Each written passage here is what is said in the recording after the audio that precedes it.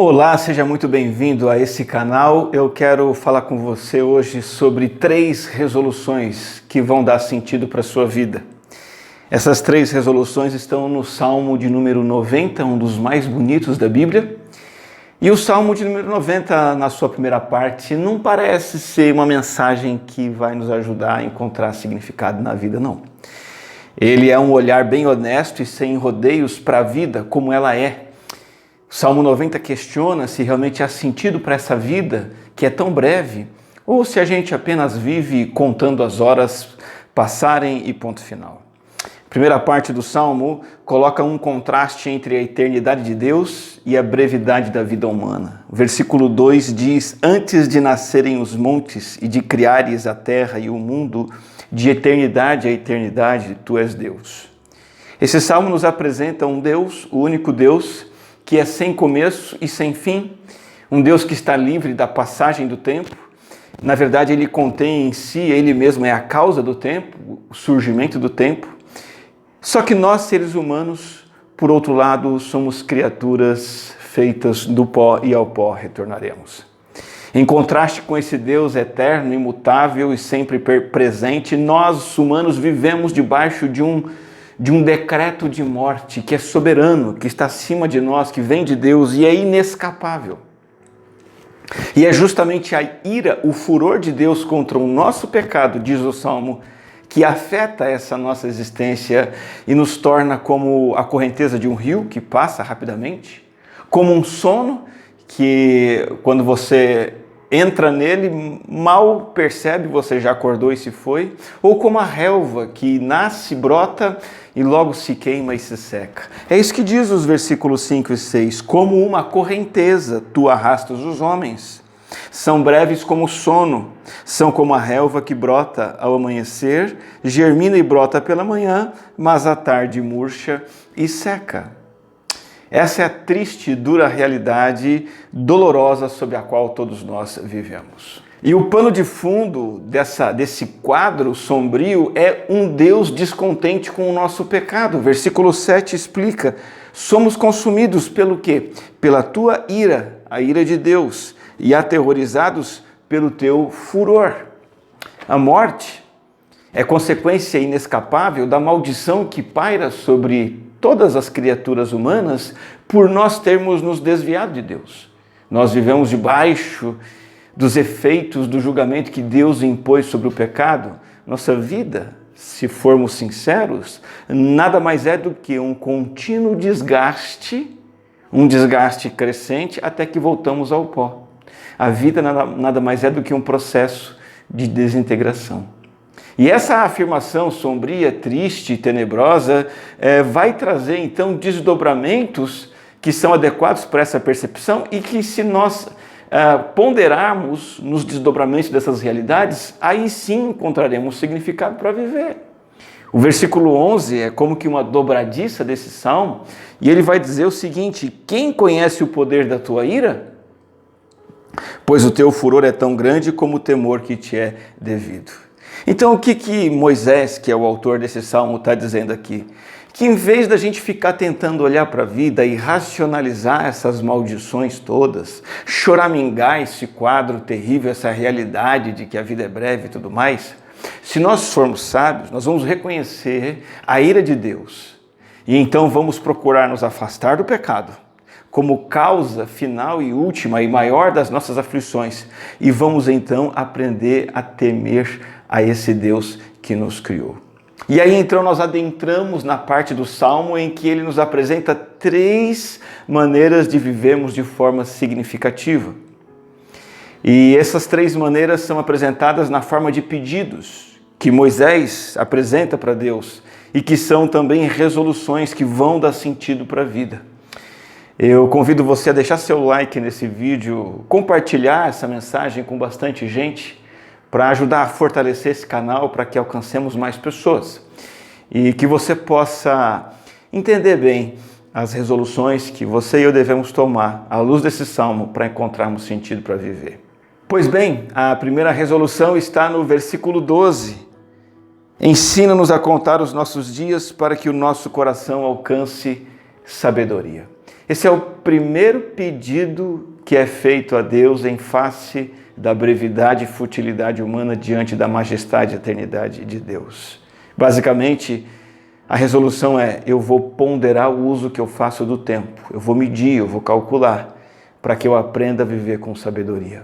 Contar os nossos dias significa justamente isso, avaliar o uso que eu estou fazendo do tempo, considerando que o meu tempo é breve, é curto, considerando a realidade do pecado, considerando a eternidade de um Deus que se enfurece contra o pecado. Eu vou levar a sério a ponderação sobre como tenho vivido, para que o meu coração, diz o Salmo, alcance sabedoria.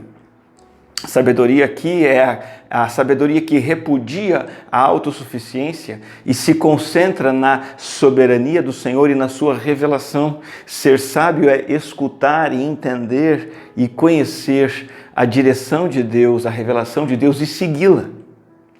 Então, a primeira decisão que você tem que tomar para encontrar uma vida que faça sentido é você avaliar bem o uso que está fazendo do seu tempo diante da brevidade da vida. Isso vai te levar à sabedoria, à revelação da palavra de Deus. Você vai abandonar a autossuficiência e vai se concentrar naquilo que o Senhor tem para você.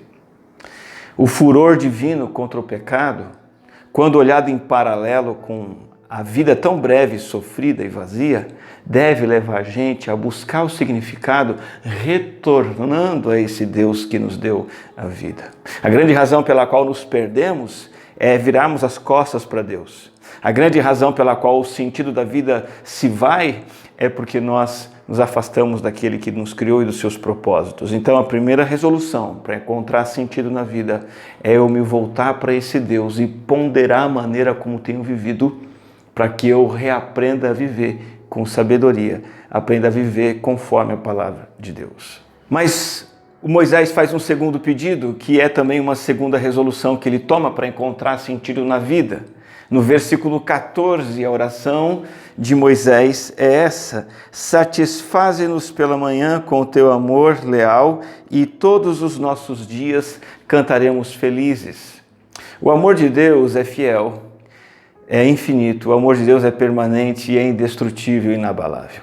Se você conhecer esse amor e se conectar com esse amor, então você poderá superar a sensação de futilidade da vida e encontrará uma existência de alegria eterna. E veja, isso não é feito com uma dose única. O Salmo nos diz para fazermos isso continuamente. Após você conhecer o amor de Deus, esse amor está no bendito e amado Senhor Jesus Cristo, nosso Salvador. Ao conhecê-lo em primeira mão, uma primeira vez, você então continuamente, dia após dia, buscará desse amor pela manhã. E então essa paz invadirá o seu coração, a paz do amor de Deus. E o Salmo está dizendo que todos os dias da sua vida você não vai lamentar a brevidade da sua existência, você não vai chorar o tempo que se vai, você não vai se entristecer pelo desgaste do seu corpo. O Salmo diz que você vai então cantar feliz. Aprenda a olhar para o amor de Deus por você. A partir do momento que você é dominado, invadido, assaltado, arrebatado pelo grande e indescritível amor de Deus, sabe, até mesmo a morte, você vai entender que só vai poder te levar para ainda mais perto desse amor. Porque Deus, em seu amor, utiliza todas as coisas para nos aproximarmos dele, que é o bem maior. E inclusive a morte se torna então tão somente um passo a mais para você se achegar definitivamente a esse Deus. E é uma alegria que então vai compensar os anos e a existência de adversidades que a primeira parte do Salmo falou. O versículo 15, dá-nos alegria pelo tempo que nos afligiste, pelos anos em que tanto sofremos. Segunda resolução, para você encontrar significado na vida, é você conhecer o amor de Deus e desfrutar da alegria decorrente do conhecimento desse amor. Não deixe que nada perturbe você, nenhuma pessoa que te faça mal, nenhuma enfermidade que acometa você. Não se deixe levar pelo desânimo de ter tido um fracasso financeiro ou profissional. Encontre satisfação no amor de Deus a cada manhã. Você, ao contemplar esse amor por você, cada dia mais, você vai perceber a grandeza e a riqueza dele. E a cada manhã, então, estará saciado. E nada vai te deslumbrar. nada vai te encantar, nada vai te fascinar mais do que o esplendor desse Deus de amor, esse Deus único e duradouro. A terceira resolução e última que Moisés nos convida a fazer para encontrarmos satisfação nessa vida está no versículo 17, que encerra o Salmo, e ele diz assim: esteja sobre nós a bondade do nosso Deus soberano, consolida para nós a obra de nossas mãos, consolida a obra de nossas mãos. Você vai concordar comigo que uma das piores sensações da vida humana é o desânimo decorrente de você se achar inútil, de fazer algo que você não vê sentido e de achar que tudo que você tem feito é em vão, sem propósito, sem legado. E aí a morte aparece tão somente para interromper esse trabalho vazio e essas realizações sem sentido. Quando você observa alguém que morreu subitamente e estava realizando alguma atividade importante, naquele exato momento você percebe a interrupção das atividades humanas. E isso é uma sensação terrível e dura. Eu estou fazendo tantas coisas aqui, aonde tudo isso vai dar? Eu tenho corrido atrás de tantas coisas e até onde isso tudo chegará? E a pior coisa é você imaginar que tudo isso é em vão. Só que isso só se aplica, à luz do versículo 17, essa sensação só se aplica àqueles afazeres e obras feitos pela força humana, tão somente na perspectiva humana. O versículo 17 nos falou da bondade de Deus. E a bondade de Deus significa que Ele se deleita em você. E Ele quer se deleitar em você. Ele quer aprovar você, favorecer você. E Ele quer então que você reconheça isso. E aí você consagra todo o seu viver a Ele. Tudo que você fizer, você devolve a Ele em troca pela bondade que Ele tem por você. E aí Deus então vai manifestar o poder dele em seu favor, abençoando tudo que você fizer.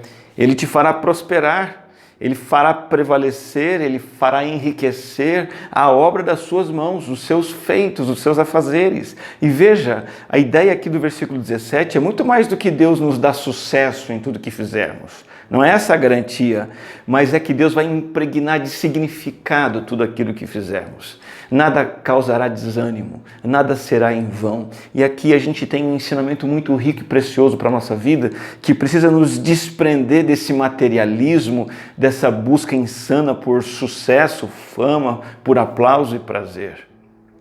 Quando Deus consolida uma obra nossa, quando Ele consolida os nossos afazeres, significa que Ele perdura os nossos afazeres. E os nossos afazeres têm significado diante de Deus e têm um legado que fica para nós e para os outros. Então, pela misericórdia e pela graça de Deus, olhando para Ele, em resposta à bondade dEle, você pode consagrar a Ele tudo que você faz. Talvez seja o ato de trocar a fralda do seu filho, pagar as contas, ir para o trabalho, frequentar a sua igreja e ali entregar o seu dízimo, orar com os irmãos, talvez o ato de dirigir, ir para lá e para cá, cuidar da sua saúde, fazer uma caminhada, dormir, acordar. Se todas essas coisas você fizer consagrando-as ao Senhor, todas elas serão transformadas e ganharão importância e significado. 1 Coríntios capítulo 15, versículo 58, na versão A Mensagem de Eugene Peterson, traz a seguinte frase: dediquem-se inteiramente ao trabalho do Senhor. Dediquem-se inteiramente ao trabalho do Senhor, pois nada do que fizerem para Ele jamais será perda de tempo.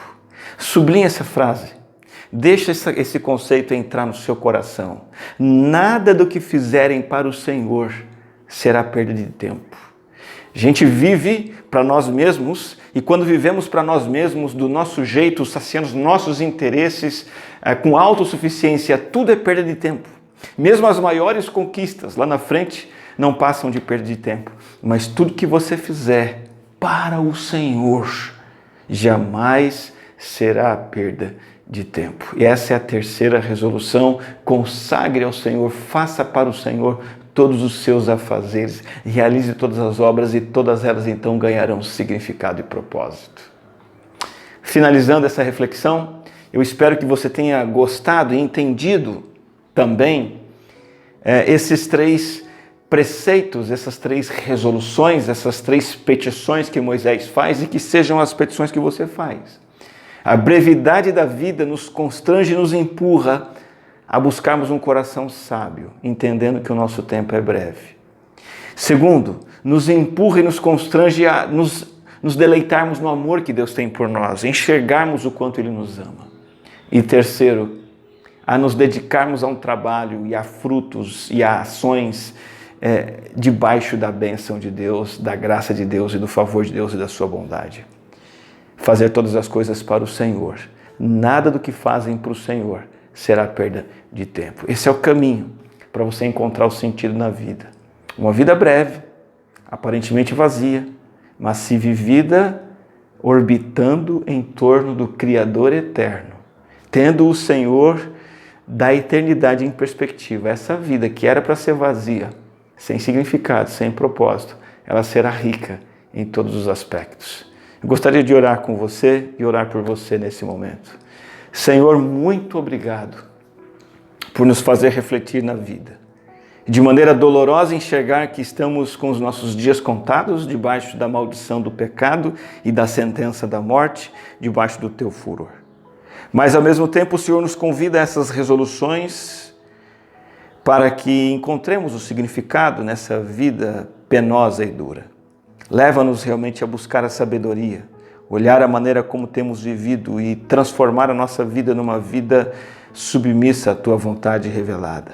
Leva-nos, Senhor, a entender também o quanto o Senhor nos ama. Nos ajuda a contemplar mais e mais o teu amor que flui do altos céus para dentro do nosso coração e flui de dentro de nós. E assim poderemos cantar felizes todos os dias. E nos ajuda também a consagrar toda a obra das nossas mãos, todo o trabalho, que tudo o que fizermos seja feito para o Senhor e jamais o nosso trabalho será vazio.